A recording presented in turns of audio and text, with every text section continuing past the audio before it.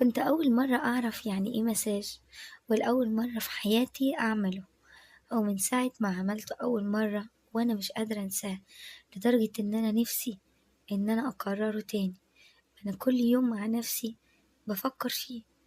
صاحبة القصة بتقول اسمها حنين، عندي 26 سنة، من عيلة بسيطة جدا وفقيرة جدا جدا. لكن من كتر ما قابلنا مشاكل بسبب الفقر وقلة الفلوس، كرهت أي حاجة تخص الفقر، وما بحبش أي حد فقير. نفسيتي اتعقدت غصب عني، كل حاجة مفيش وطول الوقت معناش، وطول الوقت ديون ومشاكل. بجد حاجة تطهق.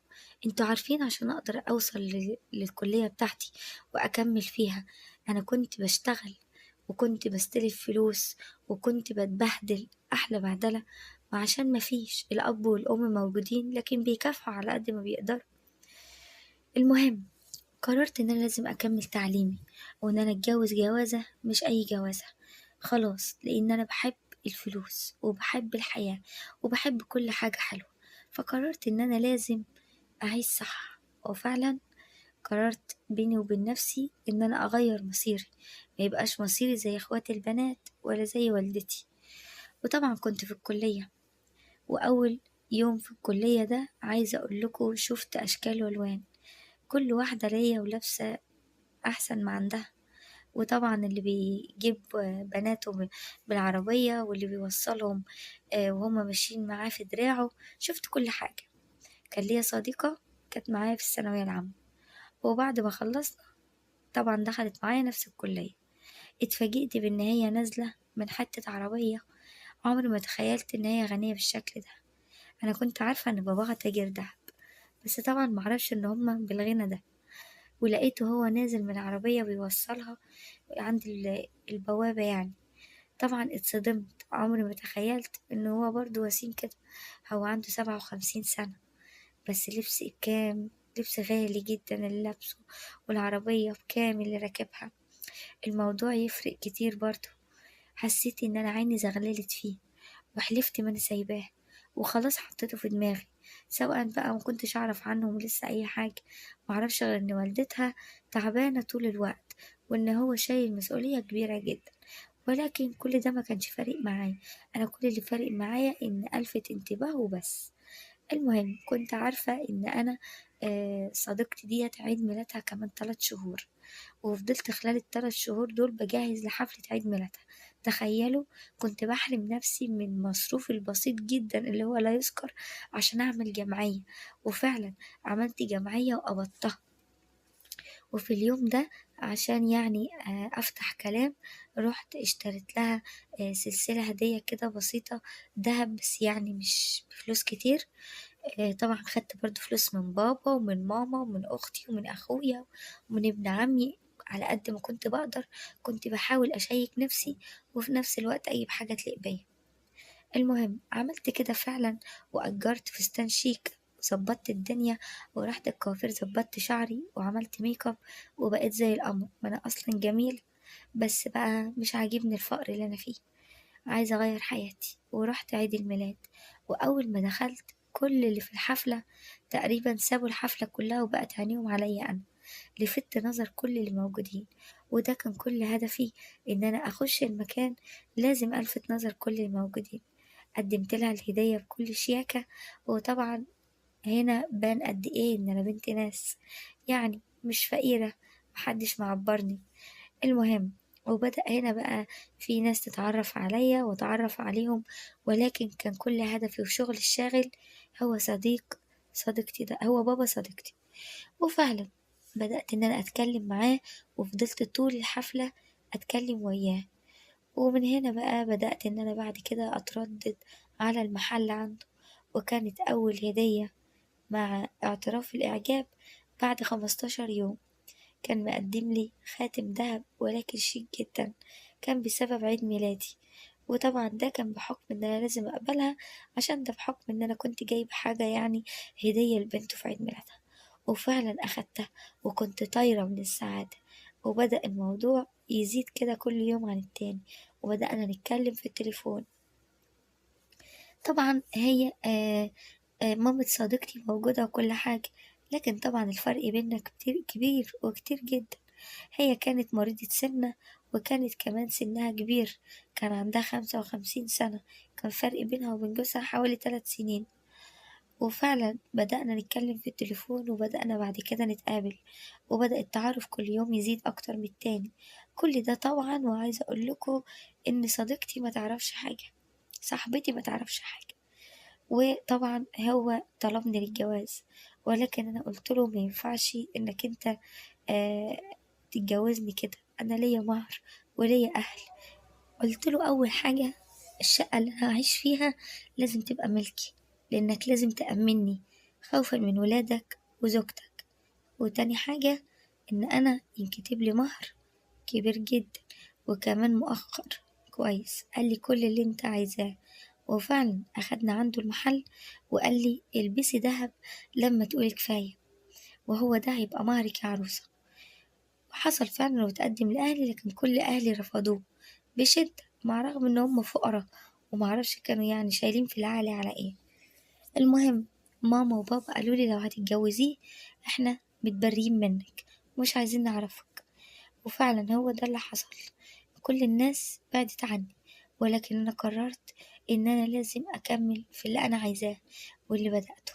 ورحت واتجوزنا، ما أنا ما كنتش أصلا، أنا عندي 26 سنة. المهم بعد ما اتجوزنا كتب لي الشقة، وكمان رحت نقيت المهر اللي عجبني، وظبطنا كل حاجة، وفرشها لي أشيك فرش. وبدأت معايا بقى رحلة حياتي. كنت مقررة اللي أقدر عليه كله هاخده، لأن الفلوس هي اللي هتعمل لي قيمة، وهي اللي هتديني كل النعم والفسح والحب والنعيم اللي في الحياة. وفعلا هو ده اللي أنا كنت بعمله. كنت في كل يوم أو كل يومين أروح أختار حاجة معينة، وأكبر حاجتي وأكبر دهبي وأكبر فلوسي. ولكن ما كنتش بحب أشيلهم في بنك أو في أي حاجة. كنت أحب كده كل ما أبقى متضايقة وهو مش موجود أروح كده أتفرج عليهم. هو كان مش بيبات عندي، كان معظم الوقت بيروح يبات في بيته، وقليل جدا الوقت اللي كان بيقضيه معايا. لكن هو كله كده على بعضه ما كانش فارق معايا أصلا. وطلبت منه بقى الحاجة الكبيرة، قلت له أنا عايزة عربية. وفعلا بعدها بفترة نزلت معاه، نقيت لي عربية، كتبت العقد بتاعها باسمي، وكنت حريصة جدا. وكمان خلصت موضوع رخصة السواقة، وبدأت إن أنا أتعامل عادي. كنت سعيدة جدا جدا وأنا بتعامل، بسوق يعني وبمشي كده في الشارع بحرية. حياتي كلها اتغيرت، بقى عندي فساتين كتير، بقى عندي عربية، بقى عندي شقة، بقى عندي كمية دهب مهولة، حاجات كتير جدا. وهو ده كان بالنسبة لي كل هدفي وأملي. وبعد ما خلصت كل أهدافي وحققت كل اللي كنت بحلم بيه، بدأت بقى أركز معاه. كنت بقى بتخنق لما ما كانش يبات معايا، أتلكك له عشان يحصل أي زعل وأي مشكلة. كنت بتضايق لأني كنت بعوز أخرج كتير، وبدأت فعلا أعمل كده. وكنت دايما لما بروح أي مكان ما كنتش بعرف الناس اللي موجودة عن حقيقتي أبدا، ولا عن مين جوزي ولا أي حاجة. كنت دايما أظهر إن أنا بنتي ناس شيك أوي. وفي يوم حصل اللي ما كنتش عاملة حسابه. طبعا أنا بالنسبة لي زي ما قلتلكوا حلفت، وكان كل هدفي إن أنا أعدي من الفقر. في شاب اتعرف عليا، كان صديق واحدة صديقة جديدة، كنت بروح النادي وبشوفها هناك. الصراحة هو شاب ظريف ومهذب جدا، وكمان الشاب ده مهندس وشاطر جدا وابن ناس جدا جدا. وطبعا بدأ إن هو يكلمني، وأنا كنت بتجاهله بطريقة جامدة، لأن طبعا عشان جوزي والموضوع بتاعي أنا ما كنتش حابة إن حد يعرف عني حاجة. وكنت كل ما أتجاهله ويعني ما ادلوش اهتمام، كل هو ما يتجنن ويجري ورايا أكتر. هو كان فاهمني غلط. المهم بدأ طبعا يدور عليا وما بقاش سايبني. وفي يوم وقفني وقال لي إن هو معجب بيا، وعايز بس كل اللي محتاجه مني اسم بابا عشان أجيب أهلي وأجي أتقدم. أنا عايزة أقول لكم إن ساعة ما قال لي كده ما كنتش مصدقة. دول أهله ناس أغنياء جدا جدا، صحاب كذا شركة وظروفهم وحياتهم جميلة جدا، وشاب وسيم ورياضي وشيك ومتعلم، يعني من الآخر كده عريس لقطة وألف من تتمناه. وقفني أنا وبيتحايل عليا. المهم قلت له مش هينفع، لكن ما اكدبش عليكم فضلت افكر فيه كتير جدا. وتاني يوم مروحتش النادي، وبعدها بكذا يوم بقى بدأت أروح. تخيلوا إنه من كتر ما هو مرتبط بيا ومتعلق بيا كان بيروح كل يوم ينتظرني فترات طويلة جدا. وده اللي عرفته بعد ما رحت بفترة. المهم لما لقيته قال لي أنا مش هسيبك النهاردة، انتي لازم توديني عند بيت أهلك وتتفقي كمان على ميعاد نجيلكم فيه أنا وأهلي. أنا كلمتهم وعرفتهم إن أنا بحبك وشريكي وعايز أتجوزك، وهم مرحبين وما عندهمش أي مشكلة. قلت له بس هما ما يعرفوش عني حاجة. قال لي هما ما يفرقش معاهم إذا كنت غنية ولا فقيرة ولا انتي حتى حلوة ولا وحشة، المهم إن أنا اللي عايزك ومبسوط بيكي. وفعلا هو ده اللي حصل. أجلت معاه الكلام وقلت له هكلم أهلي وأبلغك. ومن ساعتها وأنا بقيت متورطة ومش عارفة أعمل إيه، وكان دايما ما بيروحش من بالي ولا تفكيري. وقررت إن أنا ما أروحش النادي ده تاني أبدا، لأن في أي وقت مصيره يعرف كل حاجة بكل سهولة ومش هقدر أبص في عينيه تاني. وكنت فاكرة إن أنا لما أبعد زي ما بعدت قبل كده الموضوع هيبقى عادي، لكن الحقيقة لأ. لما كنت ببعد كنت بغمض عيني، كنت بحس إن أنا شايفاه، وودني سامعة كل الكلام الحلو اللي كان بيقولهولي. يعني حرفيا بقيت بفكر فيه كل الوقت، ليل ونهار بفكر فيه. حبيته وما كنتش أعرف إن هو ده الحب، ودي كانت لأول مرة قلبي يحب بجد. وحسيت إن أنا عايزة أشوفه، مش قادرة أبعد عنه. حاولت إن أنا أشوفه من بعيد من غير هو ما يشوفني، كان وحشني جدا جدا. وحسيت بقى إن أنا تعبانة وإن خلاص مش هينفع إن أنا أشوفه، وانكتب عليا إن أنا أتن أتوجع وأتألم بحبي ليه وأنا مش عارفة أعمل إيه. المهم جوزي كان بيجيلي في كل يوم ساعتين تقريبا، ده يوم ما بيكتر أوي بيبقى 3 4 ساعات، وبيجي كأنه خايف من حاجة. المهم في يوم طبعا مراته كانت شاكة فيه وكلفت بنتها تمشي وراه، وبنتها فعلا عملت كده. وفجأة بعد ما دخل ب1/4 ساعة لقيت باب الشقة بيخبط، وفعلا روحت عشان أفتح الباب كالعادة. اتفاجئت بيها في وشي وهي بقت مصدومة. انتي بتعملي ايه هنا وايه اللي جابك؟ حسيت اني مش عارفة اتكلم ولا ارد. هو بقى طبعا سمعني وانا واقفة وسمع صوتها، طلع جري لقاها هي. طبعا البنت زعلت جدا وانهارت ونزلت عياط وبكى، وهو حاول يهديها. وفي الآخر طلعت تجري بعد ما عرفت إن أنا مراته وبقالنا فترة طويلة، وإن أنا خبيت عليها. كمان هي كده اتصدمت فيا واتصدمت في أبوها. طبعا لما طلعت تجري باباها طلع وراها، وبعد كده راحت حايلة عليها عشان متقولش حاجة لمامتها، عشان مامتها ست صاحبة تعب. وقعد بقى اتفاهم معاها وقال لها ان ده شيء غصب عني وانا مضطر ان انا لازم اكون ليا حياتي، ولكن البنت كل اللي كان طالع عليها لازم تطلقها لازم تطلقها. ووقت في التاني ما حاولش يقنعها، وانا حاولت ان انا اتكلم معاه لكن هي رفضته بشدة. وطبعا بقى يعني موقفها ده ضايقني منها جدا يعني. وجينا بعد كده قررنا الانفصال انا وهو، وهو كان بيطلقني بكل ارتياحية. وده كان بسبب إن بنته ضغط عليه عشان ما تقولش حاجة لمامتها، قالت له شرطي الوحيد إنك تطلقها. وفعلا طلقني وبدى بنته عني، وما بقتش أفرق معاه كتير. وبعد كده بقيت حرة، وكل ده بالصدفة. ولكن في الوقت ده كان وصل لي حب عمري اللي ما كانش يعرف عني حاجة. وجاب عنواني من النادي ولقيته بيخبط على الباب. وطبعا يعني اتفاجئت بيه جدا لما فتحت الباب ولقيته هو اللي بيخبط. قعدت واتكلمت معاه وحسيت ان انا عايزة اقوله على كل حاجة، ولكن خفت ان هو يسيبني، وفي نفس الوقت ما بقتش عارفة اعمل ايه. وقررت ان انا ما اقولوش ان انا كنت متجوزة. كملت معاه مشواري عادي جدا، وقلت له ان انا اهلي كلك متوفيين وماليش حد. وفعلا جاب اهله وتقدم لي ولبسني الشبكة، وكنت أسعد واحدة في الدنيا كلها. وحددنا ميعاد الجواز بعد كام شهر، وكمان اتفقت معاهم إن احنا نتجوز في شقتي. وطبعا هما وافقوا وكملنا كده الخطوبة. واضطريت إن أنا ما اتكلمش. مش عارفة ليه كنت كل ما نيجي عشان نتكلم معاه في حاجة أحس كده إن أنا يعني مش قادرة أكمل الكلام. وفعلا في الوقت ده قعدت أفكر إزاي الدخلة خلاص على الأبواب، وهو طبعا هيعرف إن أنا كان سابق لي الجواز قبل كده. يا ربي أعمل إيه؟